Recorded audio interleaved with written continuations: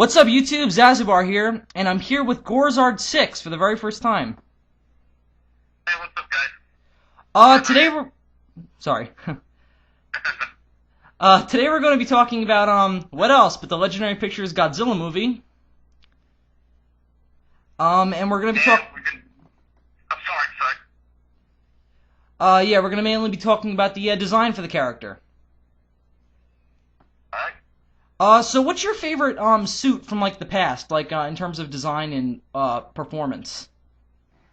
Really hard to say because there's a whole bunch of designs out there. Almost like in the Showa series, almost every Godzilla film that came after the previous one has a different Godzilla design. If you noticed in 1966 with Godzilla versus the Sea Monster, that Godzilla had the same design as the Godzilla from Monster Zero. But the year after that, when Son of Godzilla came out in 1967, it had a completely different design from not only the face but also the height of the monster. So yeah, Legendary Pictures gonna follow the same, I guess you could call it, tradition that Toho followed by changing Godzilla's design for their film. Yeah, definitely.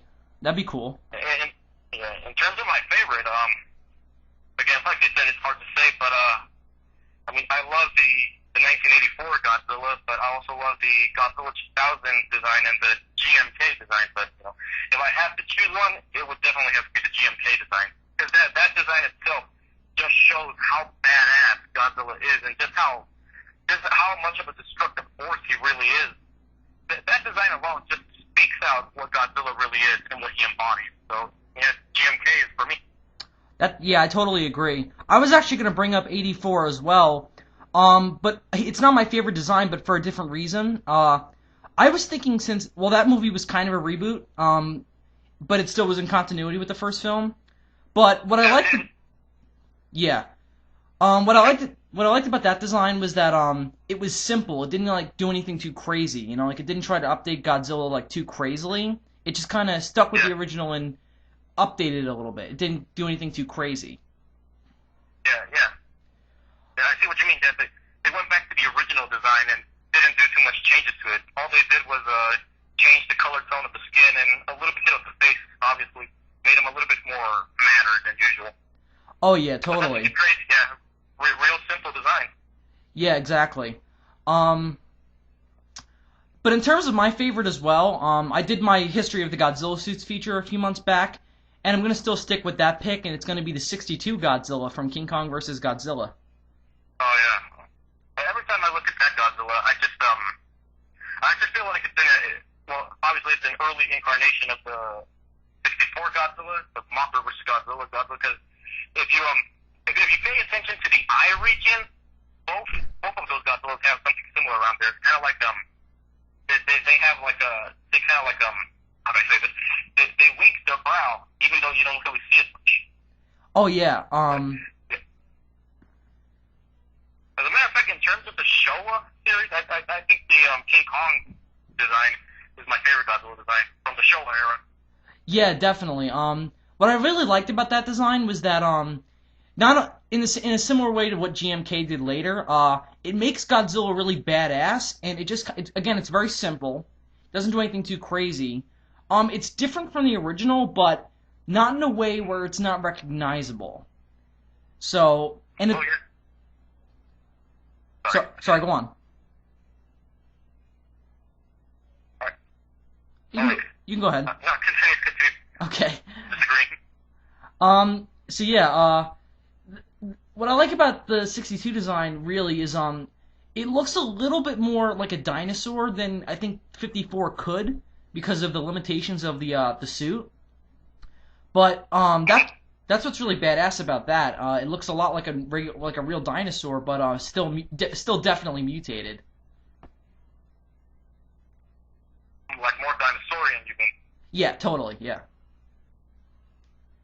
I kind of look at the 54 Godzilla as dinosaurian too, except that it's more erect, stands more up, and the 62 Godzilla stands more like kind of like bends down a little bit, kind of like it's trying to sneak up on somebody. Yeah. And Toho would follow that same thing about a sneaky beating up Godzilla on the Millennium series on Mechagodzilla 3 and Tokyo SOS. Oh, I didn't even I'm think not of really that. much of a fan of.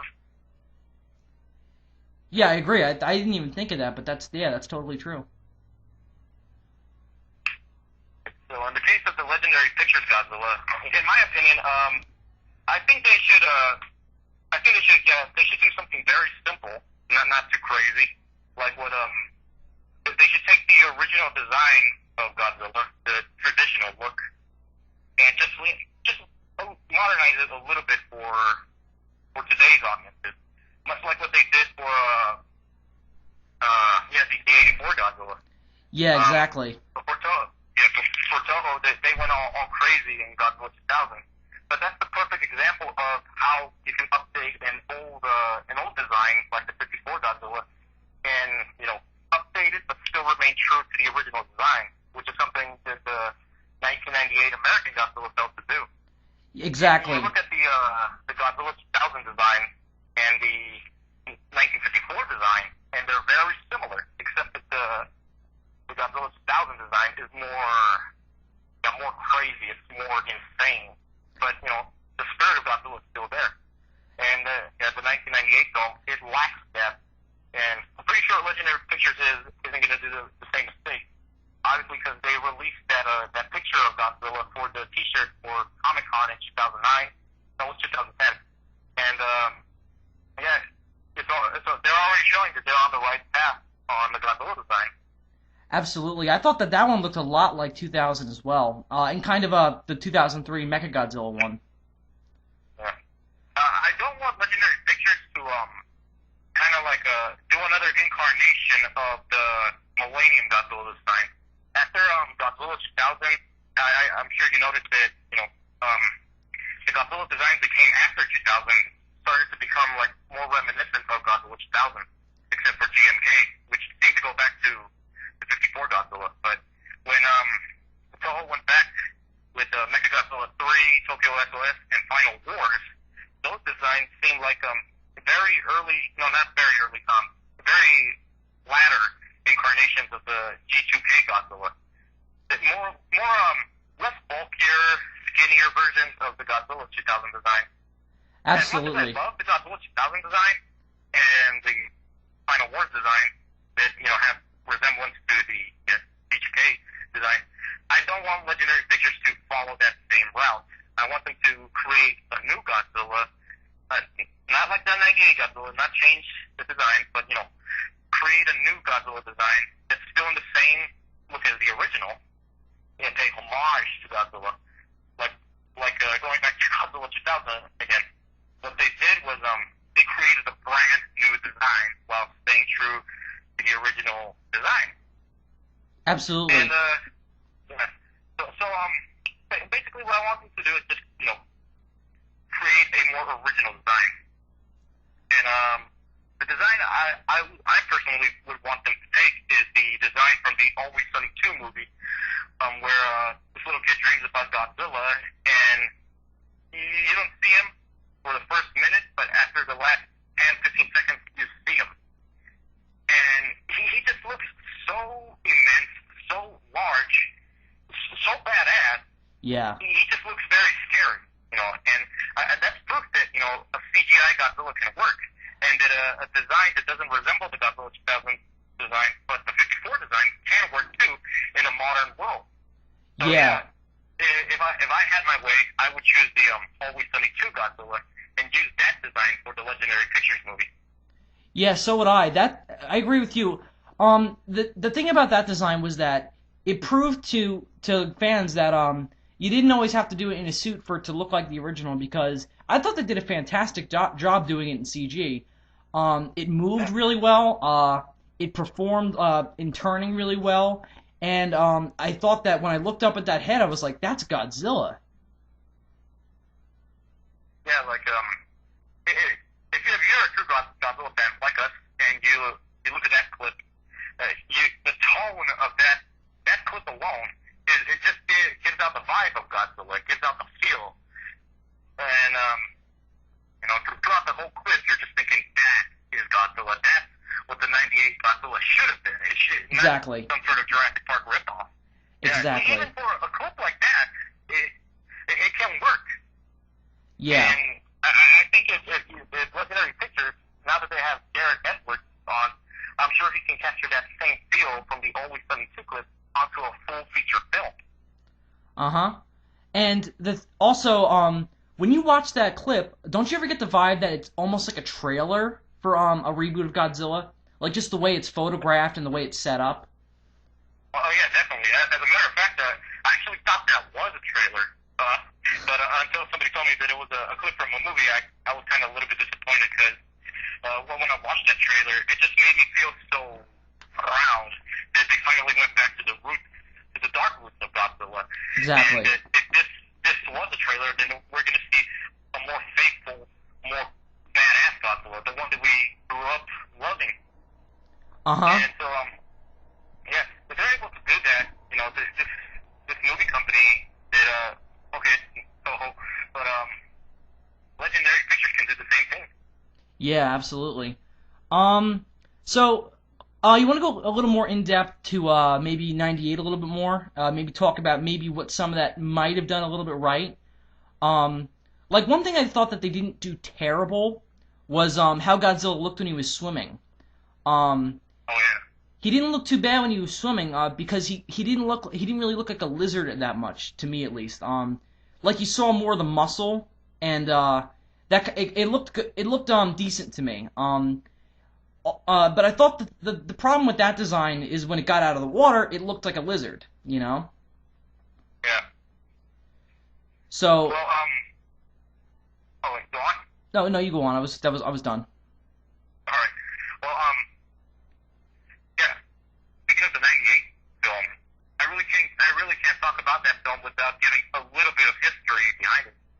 Like, back in 1992, Sony Pictures bought the rights to Godzilla from Toho to produce a trilogy film series for American audiences. And what happened with that film, it eventually went for a 4-period development hell phase. And Oh, what yeah. development hell is, it's when a certain movie, it keeps on switching from directors to writers to actors. People go in and people go out, and this lasts for a period of time. And that's what briefly happened with the American Godzilla. The first director that came along was John DeBonte, and he directed the movie Speed. And needless to say, he admitted that he was a fan of the earlier Godzilla films. And again, on the whole world of what could have been, it would have been a great Godzilla film. I read the Godzilla '94 script, and it was fantastic.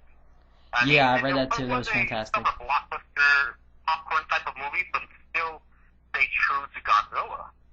But yeah, I would have loved to see a much more darker version of Godzilla, going back to the roots of the '54 film. Anyway, Devontae got the boot after he gave Sony an estimated budget of $130 million. They panicked and they kicked him out and decided to hire Roland Emmerich and Dean Devlin due to the success of Independence Day. And I hope I don't get panned for this, but I actually loved Independence Day. I thought it was a great film. I enjoy it too.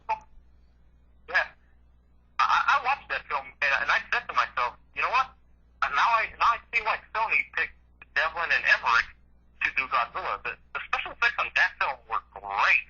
The whole atmosphere was so tragic. You actually feel sorry for these characters and the tragedy that exposed them.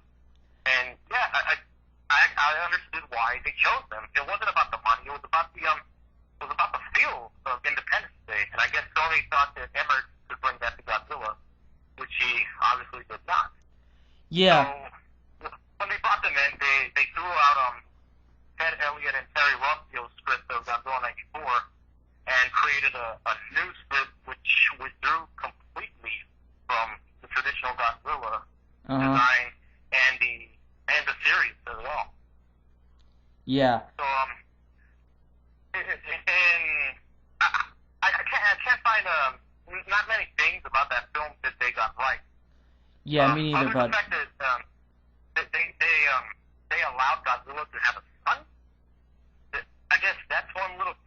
which they Yeah. got right, but not many. Yeah, or whatever gender those were considered. Um, Going back to what you said about Independence Day, I think that's a very entertaining movie as well. I can still watch it today through the lens of seeing it as a kid and seeing all those aliens shooting at each other and really loving it. And I agree with you completely. The disaster thing was really very strong in that film, and when you saw the Empire State Building on fire and just the spaceships looming over Manhattan in the distance, I was like, wow, we're done as a species. And that would have been great if they took that into Godzilla, but one review I read that I mentioned in my Godzilla 2 thoughts video was they said I don't remember the exact person's name, but I remember that one thing that they said was you watch New York being taken apart and then you just go back to eating your popcorn without much thought behind it. Yeah. I read that before too. Yeah. Yeah. That's partially true because if you're actually eating popcorn, then you're actually into the destruction of that movie, and then when it's over, you're back to eating your popcorn. Exactly. And also what I said was I'm going to lead this into something else as well. What I also said in that movie, in that review, I guess you could call it, was when you watch 54, you see Tokyo being taken apart, which I've never seen in person, and I just sit and stare at that screen for minutes, watching it in flames and all the people in pain, and I can't think about anything else except their pain, and that they didn't even touch on that in '98. And that's something that I thought Roland Emmerich would have done well because he did it in Independence Day, and kind of in 2012 I thought as well. He kind of did it. I felt a little bad for those characters as well. Well, Go on. Oh, this is what I was gonna say quickly about Legendary Pictures again was one thing I really think that they should address is while keeping the design very simple, I almost think that they should make Godzilla a little bit more muscular, just show him having a little more muscle on the arms, because I think that'd be cool to really I think it would add to Godzilla looking more destructive, like he can take buildings apart, with his bare hands without even using his fire breath. And